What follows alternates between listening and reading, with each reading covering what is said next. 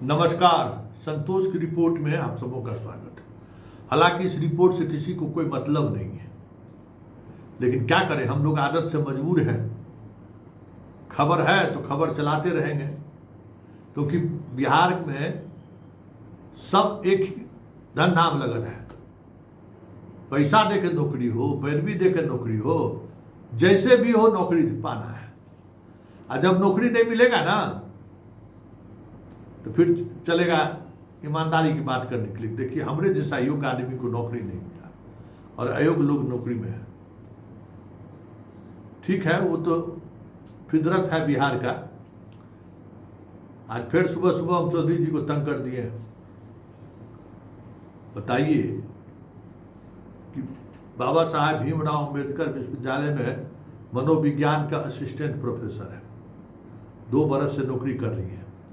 उनका नाम जो है आभा रानी है। अब समझ जाइए, 2 बरस से नौकरी कर रहे हैं। इसकी नौकरी को लेकर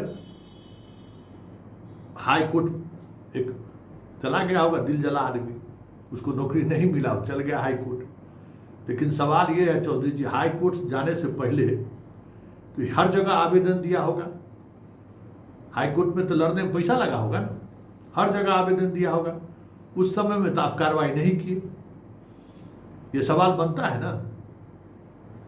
उस आवेदन को इंटरटेन नहीं किया, हाई कोर्ट आदेश किया तब आप उसको इंटरटेन किए कि भाई ये जो रानी जी हैं पिछड़े जाति के आधार पर जो है बहाल हो गई, जबकि इनका डॉक्यूमेंट्स जो है सो अपलोड नहीं था, कुछ हुआ होगा और एक पीछे पड़ गया, उसको पता होगा। तो सब जगह आवेदन दे के वो आदमी थक गया है, कार्रवाई नहीं हुई, कोई नहीं हटाया इसको। हाई कोर्ट का आदेश हुआ तो आज उसको बर्खास्त किया, उसकी नियुक्ति रद्द कर दी। तो हाई कोर्ट जाना पड़ रहा है ना, और इस हाई कोर्ट जाने की वजह से अभी तक 20 को से ज़्यादा प्रोफेसर साहब, असिस्टेंट प्रोफेसर साहब की नौकरी चली गई है। और जितने लोगों की नौकरी गई है, सब लोगों से हमारी बातचीत होती रहती है ना, जितने लोगों की नौकरी गई है हाई कोर्ट के आदेश के बाद, उन तमाम विषयों को लेकर लगातार आयोग को लोग पत्र लिखते रहा, सरकार को पत्र लिखते रहा, लेकिन किसी के कान में जू नहीं रहा। आज BN मंडल के को प्रोफेसर साहब मनोज कुमार, उनका भी सेवा समाप्त कर दिया गया, उनका भी एक्सपीरियंस गलत मिला। मतलब कार्रवाई उसी पर हो रही है जिसके पीछे लोग लगा हुआ है, और उसका वजह जो भी हो, जो भी वजह रहा हो, कार्रवाई उसी पर हो रही है। अब यहाँ तो जलनखोर का कमी है बिहार में भाई।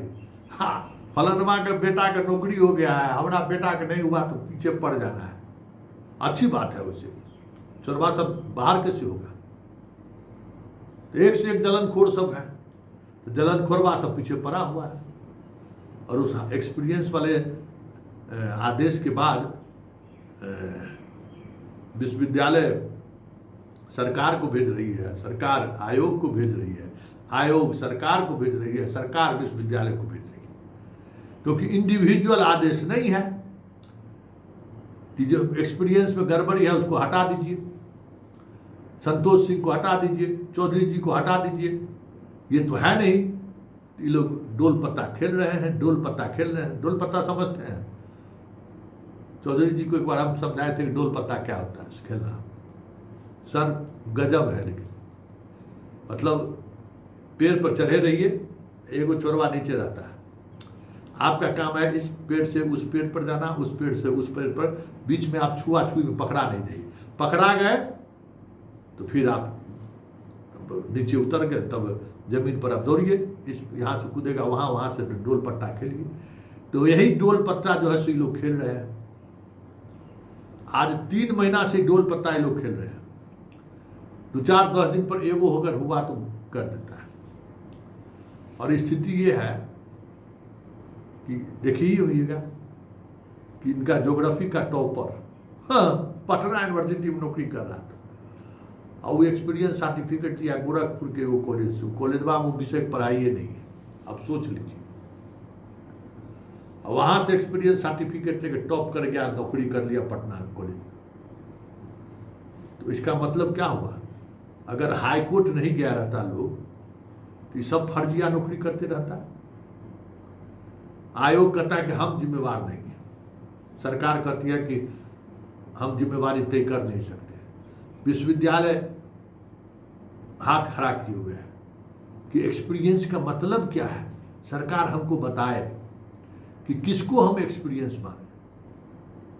तो जब सरकार बताती है तो जो पुराना रजिस्ट्रार जो दिए हैं एक्सपीरियंस सर्टिफिकेट, उस पर कार्रवाई करने पर बच जाते हैं।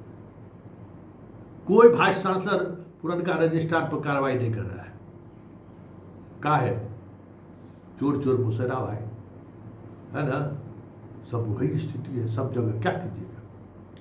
कोई उपाय बचा हुआ है? कहीं कहीं नहीं उपाय बचा हुआ। तो अब बताइए चौधरी जी, हाई आप तो बहाल कर दिए, आप तो कहते हैं कि हम पाक साफ है, ठीक है, हम भी मान लेते हैं पाक साफ है। लेकिन ये सब जो निकल रहा है वो कौन है? कौन जिम्मेवारी तय करे? कि कंप्यूटर एरर से पिछड़ा वाला में उसका चला गया, इसका मतलब दोबारा आप चेक नहीं किए। तो कम से कम अभी भी जो है इस तरीके का जितना रिजर्व कैटेगरी में जिनका अपॉइंटमेंट हुआ है या जिनको जहाँ एरर के वजह से नौकरी मिल सकता है, ऐसे तमाम बिंदुओं पर एक बार अच्छे तरीके से जांच करा लीजिए, क्योंकि ये जांच जरूरी है ना। कि जांच अगर नहीं हुआ तो फिर एक अलग तरीके की समस्या खड़ी हो जाएगी।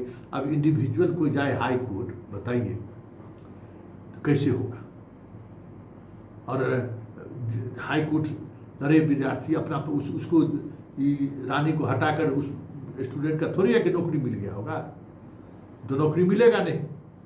आप तो कोई वैकेंसी को रिजर्व रखे नहीं है, उसको नौकरी मिलेगा नहीं, तो फिर आप क्या कीजिएगा? बताइए कैसे होगा? तो ये जो बहाली के नाम पर खेल हुआ है, जिम्मेवारी तो तय होनी चाहिए ना, चाहे जिसकी भी जिम्मेवारी तय हो। फर्जी शिक्षक सामने आ रहे हैं ना, चाहे एक्सपीरियंस के आधार पर हो, चाहे रिजर्वेशन का गलत इस्तेमाल करके हो, आ रहे हैं सामने। और अगर क्या कहते हैं, जो और बाकी चीज़ों में जो नंबर मिला है थीसिस वगैरह पर, पब्लिश जो आर्टिकल पर पब्लिश होने पर, उस सब का अगर कहीं हाई कोर्ट और सुप्रीम कोर्ट में अगर बढ़िया से उसका मंथन हो गया, चौधरी जी को बचेगा। जितने लोगों को बहाल किए हैं उसमें आप दोषी नहीं है, जो एक्सपर्ट किए होंगे वही दोषी होंगे। हाँ, लेकिन हुआ तो है खेल। ये है बिहार में प्रोफेसर बहाली का सच, असिस्टेंट प्रोफेसर का, जिनके जिम्मे आने वाले 30 वर्षों तक बिहार के नौनिहालों को पढ़ाने की जिम्मेवारी होगी। जिसने खुद नौकरी पीछे के दरवाजे से लिया है, अब वो सोच लीजिए बिहार के बच्चों को पढ़ाकर कौन सी शिक्षा वो देगा। मतलब नीतीश बाबू किस दिन कहते हैं कि नीतीश बाबू भगवान माफ नहीं करेगा, इतना बड़ा पाप किए हैं ना, माफ नहीं करेगा। बहाली के नाम पर जो खेल हुआ है ना, पूरी लोअर ब्यूरोक्रेसी को साफ कर, टीचर साहब, प्रोफेसर साहब, तो ब्यूरोक्रेसी का तो कोई बात नहीं है। इंजीनियर का हाल देखिए रहे, पुल गिरवा रहा है, डॉक्टर का हाल देखिए रहे क्या हो रहा है।